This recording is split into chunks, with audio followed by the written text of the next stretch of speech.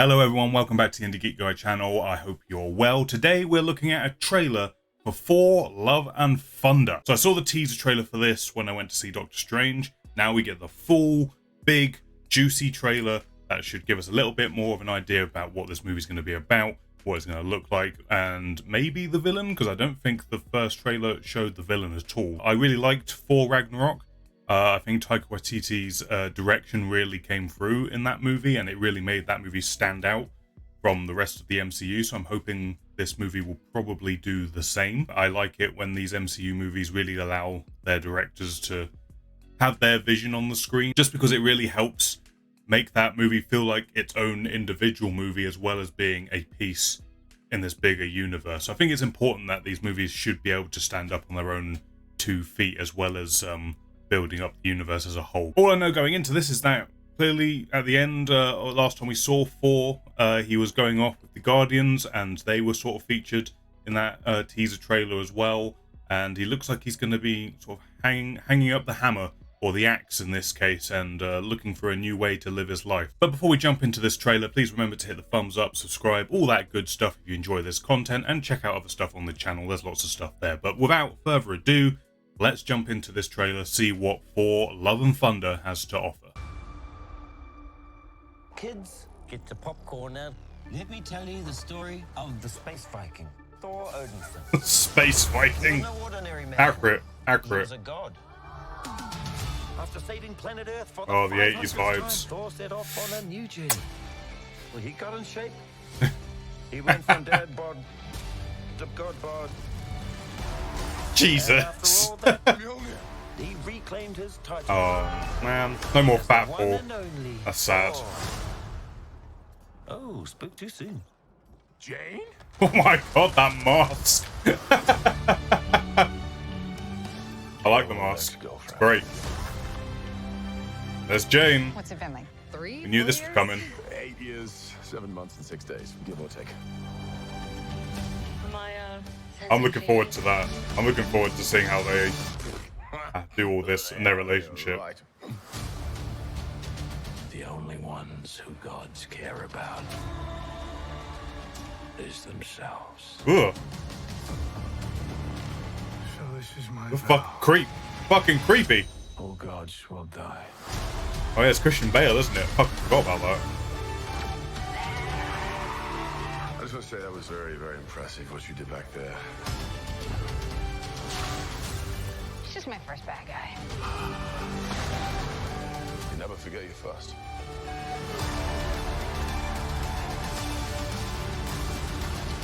Jesus. You are not like the other gods of kill. Because I have something worth fighting for.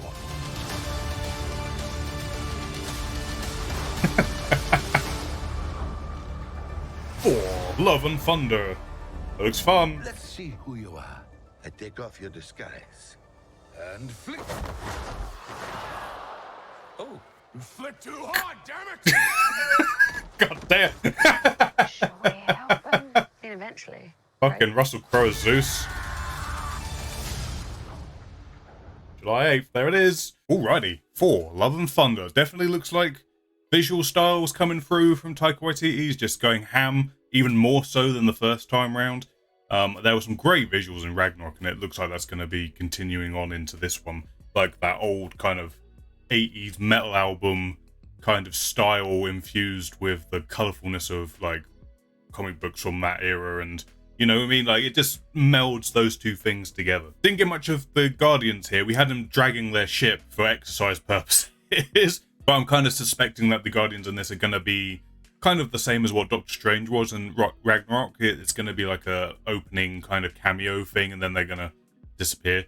Which is fine. I mean, it'll be a fun little just way to dovetail a little bit between what happened at the end we last saw and then going into this new adventure here. What I'm most excited for from this movie is the Jane and Thor relationship, because I mean, it's surprising having said that, because you know, Thor 2 wasn't that good, and it kind of focused on that, and it was kind of a slog to get through, with being honest. But here I'm genuinely interested because they're in a very different situation. It's not your typical like superhero romantic interest kind of storyline. We're dealing with Jane having powers herself. She has become the new Defender, as it were. And where does that leave Thor? How is his relationship with her going to be? It definitely seems like here that he's going to be, or at least he's going to be thinking that he's mentoring her. But it looks like it, because Thor has sort of gradually gotten into this mentality of being not an idiot exactly, but he's a lot more chill and a bit more willing to lean into the sillier side of things. He's definitely going to have his more badass stuff. Like, we saw some great visuals there with the thunder racing through him and all that kind of shit. Like, that's definitely going to be there, and he's definitely going to be competent. But I do find what their dynamics are going to be it could be really interesting for this movie, and I suspect will be kind of the heart and soul of this. Yes, there's a creepy looking villain, there's lots of spectacle going on, but I feel like it will be really focused on what their relationship is and where it might go in the future. So I'm looking forward to that. Speaking to the villain, I forgot it was Christian Bale until I saw him there. Creepy as fuck. Like, that's a creepy looking bad guy.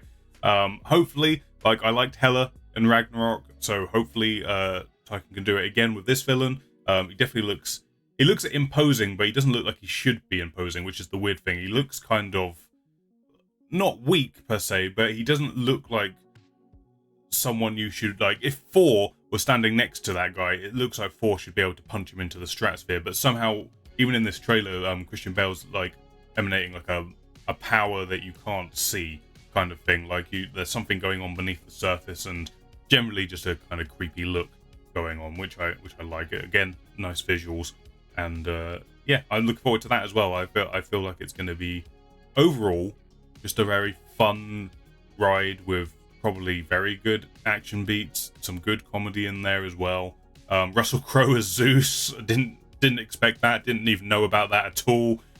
So that could be a lot of potential for fun there. Also like that we are like spreading out the mythos a little bit here, seemingly. Like, it's obviously we've been dealing with space gods, as they put it, or space Viking gods, and we've been focused on Norse mythology, and now we're going into other mythologies, and where do they fall in this MCU universe? Like, how are they represented? And that looks like we could be getting into that. Like, they look like we're going to a place where all these figures from mythology might gather, and that location looks interesting. So there's a lot of fun potential, I feel, going forward in this movie. Like, it looks like a good, fun ride with probably some heart and soul in it, which, that's what Taika Waititi is good at doing, and that's my expectation. That's my expectation for the movie. Admittedly, I am slightly sad about the lack of Fat Thor. We get to see him get back into shape, I guess, but Fat Thor just hit something. Like, oh my god, a superhero that looks like just a normal guy.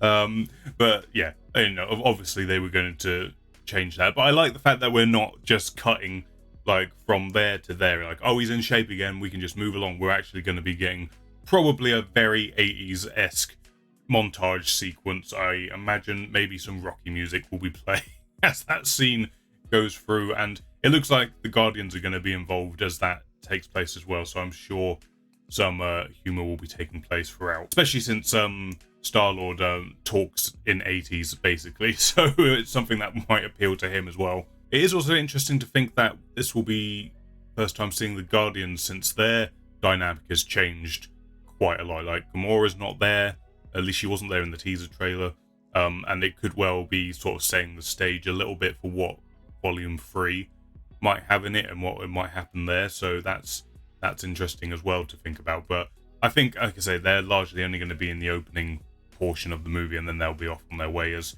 Thor decides, you know what, I need to go figure out my own life, and that's where he'll go and find Jane, and all the mad stuff will start happening, and Zeus will start stripping him in front of everyone, and naturally everyone will faint. Like, that's the journey. I'm looking forward to this. I don't know if I'll save it to do as a reaction, or if I will just go and see it and do a review on the channel, one or the other. There will be a video covering this movie at some point, so keep an eye out for that in the future. But yeah, I hope you enjoyed this trailer reaction. I will see you next time. Thank you for watching this video, guys. If you enjoyed it, please press the thumbs up button. It helps me know you liked it. It helps it get seen by more people, all that good stuff. Also consider subscribing so so you don't miss any future videos. But that's it for now. Hope you enjoyed. I'll catch you on the next one.